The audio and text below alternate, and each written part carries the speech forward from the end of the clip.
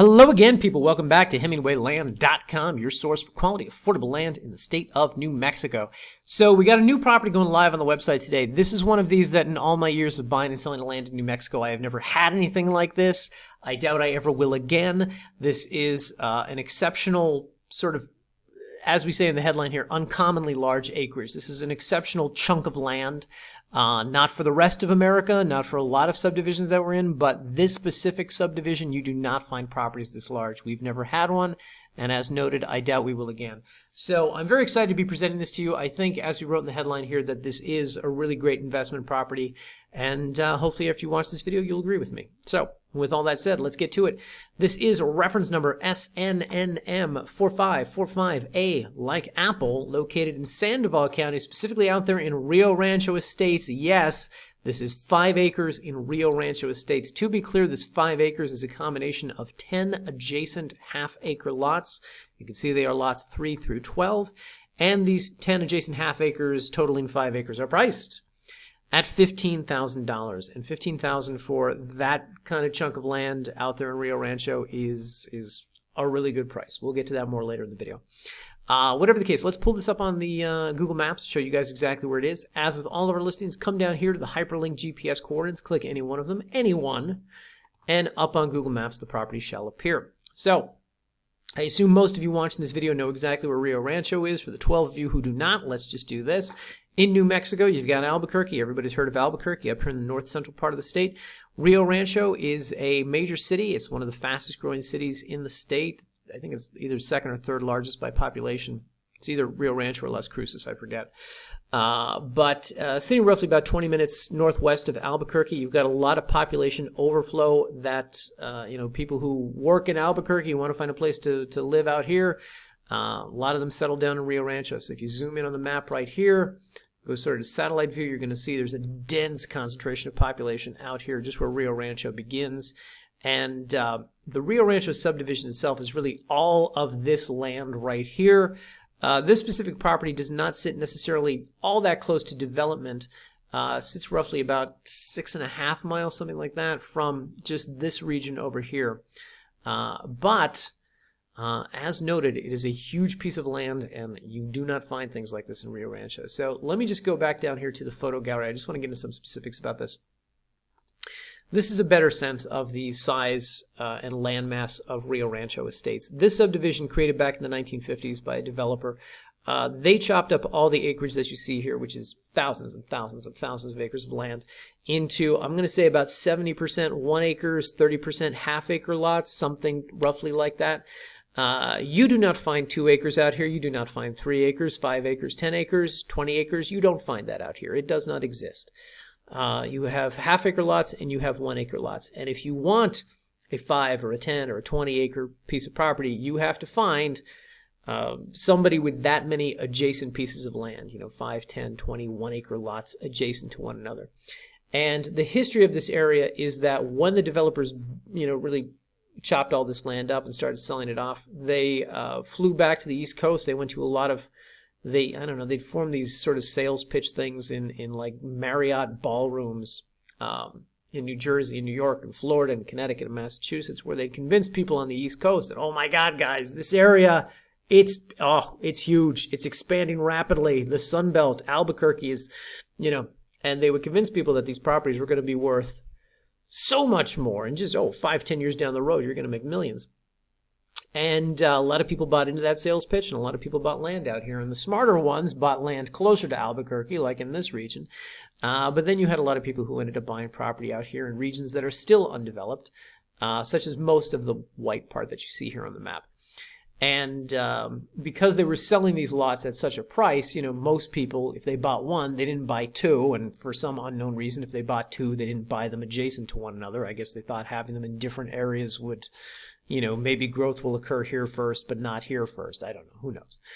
Point being, you don't find 10 adjacent half-acre lots. You don't find, 5 acres like this anywhere out here. We've been doing this for a long time, and we never encounter anybody who has this many lots. And if somebody does want to sell us a lot, the neighbor certainly doesn't. So even if you try to kind of, target an area and say, oh, I'm going to try to pick up, all these properties, At least certainly not at the prices we're offering. Are we able to find those sorts of things? Blah, blah, blah. Now, this specific 10 lots are here along Justice Road. You've got about 800 feet of road frontage here along the north end of the properties. They sit between Torcito Road and Ariel Road Northwest. They do not, however, extend all the way out to Torcito or to Ariel. And in case you're saying, hey, Hemingway, why don't you just show me a plat map? So first you have the plat overlay here on the map. This will give you a sense of what these lots look like and their placement. But if you come down here to the plat map, yes, we actually have a plat map here. Quick thing, guys. If you ever call Sandoval County Clerk's office and make a request for anything, a deed, a plat map, whatever, you need an act of Congress to get anything out of that office. They've apparently hired somebody new and not told them that the rule is to be as uncooperative as possible. So we called, we asked for a plat map, and we got one in like a day. And for free, too. It was pretty cool. Never happened before in the history of Sandoval County. I doubt that'll happen again. But up here you can see a demonstration of what these 10 adjacent half acres look like, where they sit, between Torcito and between Ariel here along this road. Also, we have a zoomed-in version. By the way, this is the other nice thing about this plat map is you can actually read it. The measurements of the lot sizes are actually, readable. So 80 foot wide up here, and what is this? 273 feet long, roughly, are the size and shape of the lots, and that is their location. Now, let's go back to the map here for a second. So, as noted, I didn't say this. This property sits out here in Unit 23. 23 is one of the undeveloped regions of Rio Rancho. You've got some commercial power lines out here, but you don't have much residential power line. You don't have many residential power lines out here. You've got some things like the power substation up here. You've got the Del Norte Gun Club up in this region. Let me zoom in here and show you this. Del Norte Gun Club. But for the most part, you're out here in an undeveloped portion. You've got some neighbors, some people living out here. You'll notice there's some home sites out here from what my photographer reports. So we had him go out there and take some pictures of the home sites that are in that region. And we've actually got photos of these in the gallery down here, which I'll just bring up quickly. What he reported is that everybody out here is using solar, which seems to be certainly what this home site is using. And then he has a few more pictures of home sites. He, of course, does not like to stand in front of the home site and take a picture because he doesn't want to get, shot. So he stands far away, uses a telephoto lens, and then we get a picture of like a barn with an air conditioner. Or this shot. This one's the best one, guys. The point here is what you see is that there are no power lines out here in this region. There's no power lines along this road. Nearest power to this property specifically is, hang on, roughly about 4/5 of a mile where Torcito meets King Boulevard down here. Yeah. Where Torcito meets King Boulevard, you come down here, you can see they have power lines at this corner running up and down the length of King Boulevard. Sits roughly about 4/5 of a mile from the property. So perhaps you want to wrestle with a local power company. You want to have that conversation about getting power extended out to the land. Or, of course, solar is a very affordable alternative, particularly in a region like this. Anyway, with all that said, I just want to point out to you guys, in regards to location of the property, anybody who's watching this video right now who's saying, oh my God, Hemingway, you're telling me this is great for investment, but it's in the middle of nowhere. I understand that perspective. I get that. I do, however, want to point out to you some things that this is relatively close to. Now, on the map here, it looks like it's a million miles away, but if we right-click and measure distance, what you'll see is that the Santa Ana Star Center, 6.5 miles as the crow flies, from one to the other. Now, additionally, when you zoom in on this region over here, where the property is ultimately closest to, and by that I mean the northern part of the sub, you've got UNM Sandoval Regional Medical Center out here. You've got the parks out here. You've got CNM Rio Rancho campus out here. What do you got here? You got the Sioux Cleveland High School. I don't know. Is that a big deal? It looks like it's a big deal. They got some nice baseball fields, football field out here. It looks like a pretty big high school. Additionally, this is up here where the 347 meets the 550, so you're not too far either from the Santa Ana Golf Club, the Santa Ana Star Casino, as well as, what else is out here? There's the New Mexico Soccer Tournament complex is out here as well. And you can see when you zoom in on this, by the way, that more and more development is occurring up here in the northern part of the subdivision.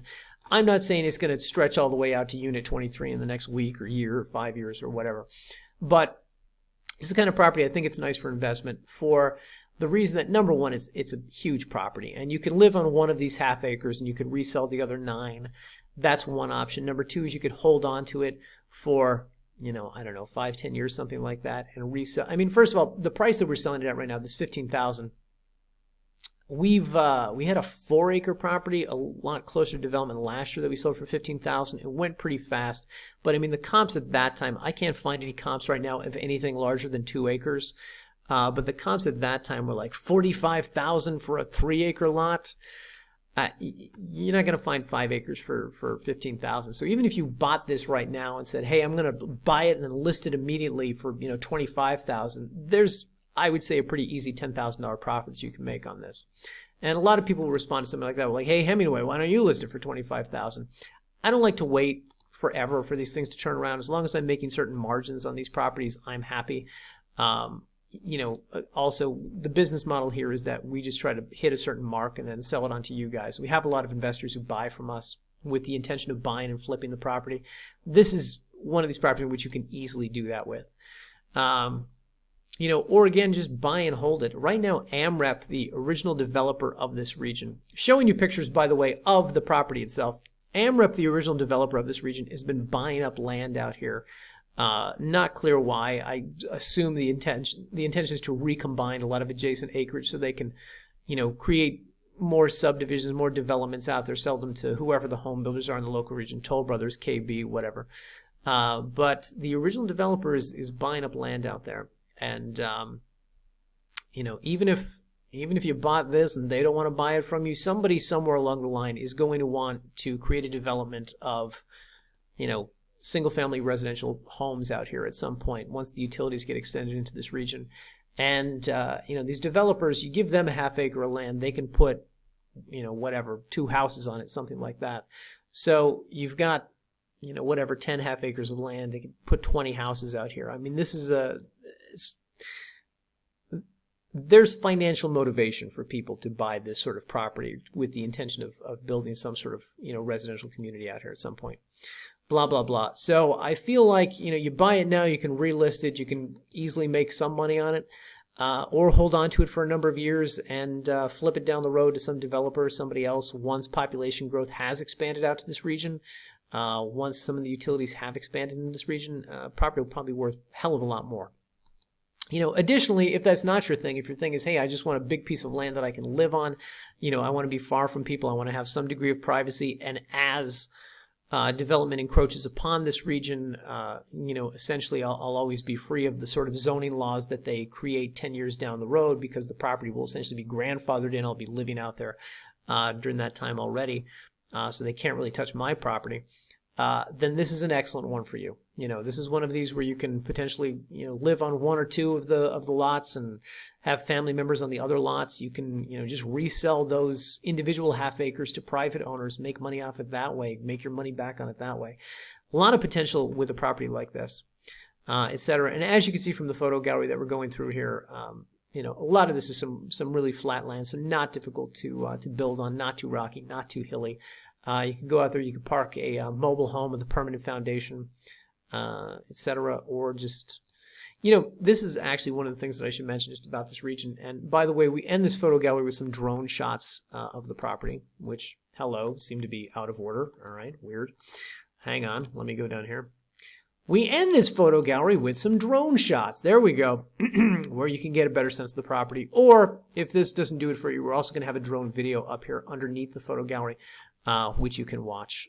It'll be published after the listing page goes live, etc. So I encourage you to scroll through those on your own time.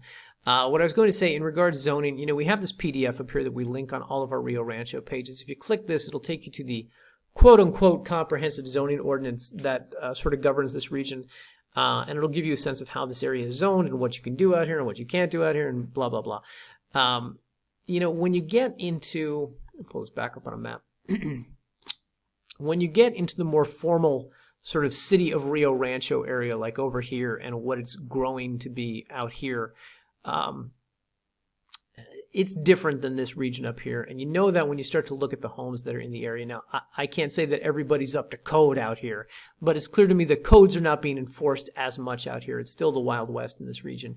Obviously we tell all of our buyers, if you're going to, build out here, do your due diligence, make sure that you're, conforming to whatever zoning laws that they have out here. But this is a good question, because this region I don't think it's subject to the same sort of restrictions that the more developed areas are. Whatever the case, that's a good question for the city government of Rio Rancho, or even for Sandoval County Planning and Zoning. I'd probably call these people first.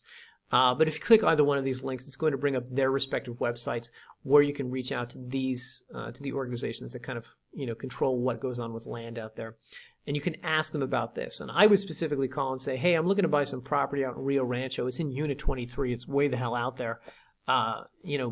Help me understand, what can I do, what can I not do, or here are my plans, X, Y, and Z, and just start asking, can I park an RV on this property for extended periods of time?